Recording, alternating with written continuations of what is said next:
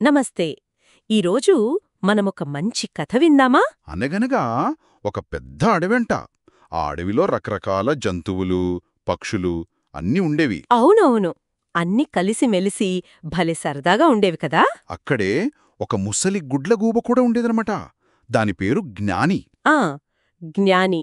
పేరుకు తగ్గట్టే దానికి చాలా తెలివితేటలు, ఇంకా బోలెడనుభవం కూడా. ఆ జ్ఞానికి ఒక మంచి ఫ్రెండుండేది. ఆ, అవును కదా, ఒక చురుకైన యువ లేడీ. భలే వేగంగా పరిగెత్తేది. దాని పేరే గర్విష్టి.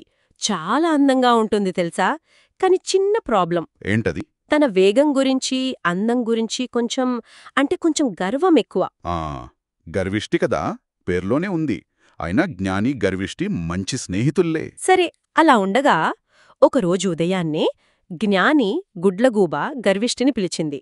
గర్విష్టి, ఒక్కసారిలా రామ్మా అని. గర్విష్టి చెంగున గెంతుకుంటూ వచ్చింది. ఏంటి జ్ఞాని అన్నట్టుగా చూసింది. అప్పుడు జ్ఞాని నెమ్మదిగా చెప్పింది.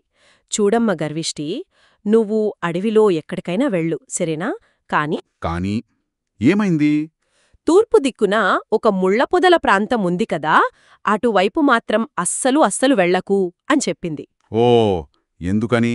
అక్కడ దారి అస్సలు బాగోదట.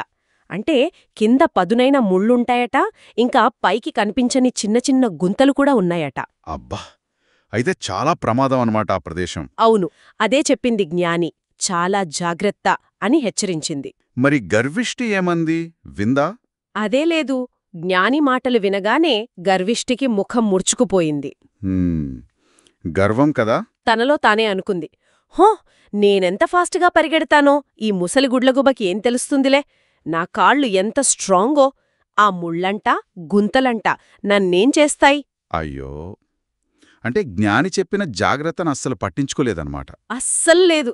ఓహ్, ఆ తూర్పువైపేముందో చూసొస్తాను పో అనుకుంటూ గబగబా అటువైపే బయలుదేరింది. అమ్మా, ఆ కొత్త ప్లేస్ చూడాలనే ఆత్రం, ఇంకా తన స్పీడ్ మీదున్న నమ్మకంతో గెంతుకుంటూ వెళ్ళిపోయింది. అలా వెళ్తోందో లేదో కొంచెం దూరం అంతే, అనుకోకుండా గర్విష్టి కాలు పొరపాటున ఒక చిన్న గుంతలో పడిపోయింది. అయ్యో. అంతేకాదు, పక్కనే ఉన్న దట్టమైన ముళ్ల పొదల్లో కాళ్ళు ఇరుక్కుపోయింది. అయ్యో అని అరిచింది. పాపం. బయటికి లాగడానికి ట్రై చేసుంటుంది కదా. అవును, ట్రై చేసింది. కాని లాగే కొద్దీ ముళ్ళు ఇంకా గుచ్చుకునే రక్తమొచ్చేసింది. పాపం గర్విష్టికి చాలా భయమేసింది. కాళ్ళు అస్సలు కదల్చలేకపోయింది. సరే, మరి జ్ఞాని ఏం చేస్తోంది?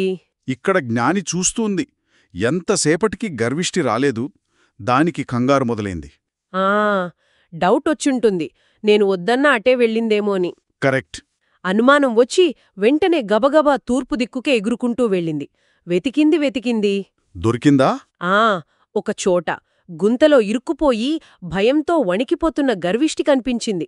అప్పుడు జ్ఞాని వెంటనే గర్విష్టి దగ్గరికి వాలింది. గర్విష్టి, ఏడవకు, భయపడకు, అస్సలు నేనున్నాను కదా అని ధైర్యం చెప్పింది. మంచి స్నేహితురాలంటే అదే మరి. ఇప్పుడు కంగారు పడకుండా నేను చెప్పినట్లు చెయ్యి. కాలుని చాలా నెమ్మదిగా, ఆ ముళ్ళు తగలకుండా కొంచెంగా కదిలించు. బయటికి తీద్దాం అని దారి చూపించింది. అంటే ఎలా తీయాలో జాగ్రత్తగా చెప్పిందన్నమాట. అవును. జ్ఞాని ఇచ్చిన ధైర్యంతో గర్విష్టి నెమ్మదిగా, చాలా జాగ్రత్తగా కాలిని కదిలిపింది. జ్ఞాని చెప్పినట్టే చేస్తూ కాసేపటికి వచ్చిందా బయటికి? వచ్చేసింది. ముళ్ళోంచి కాలుని జాగ్రత్తగా బయటికి తీసుకోగలిగింది. గుంతలోంచి కూడా మెల్లగా పైకి వచ్చేసింది.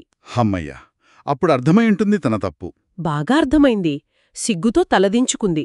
జ్ఞాని దగ్గరికి వచ్చి, క్షమించు జ్ఞాని, నీ మాట వినకుండా గర్వంతో ఇటు వచ్చాను. నువ్వు లేకపోతే ఏమయ్యేదో, థాంక్యూ సో మచ్ అని చెప్పింది. పెద్దల మాట వినకపోతే ఎంత కష్టమో అప్పుడు తెలిసొచ్చిందానికి. నిజమే.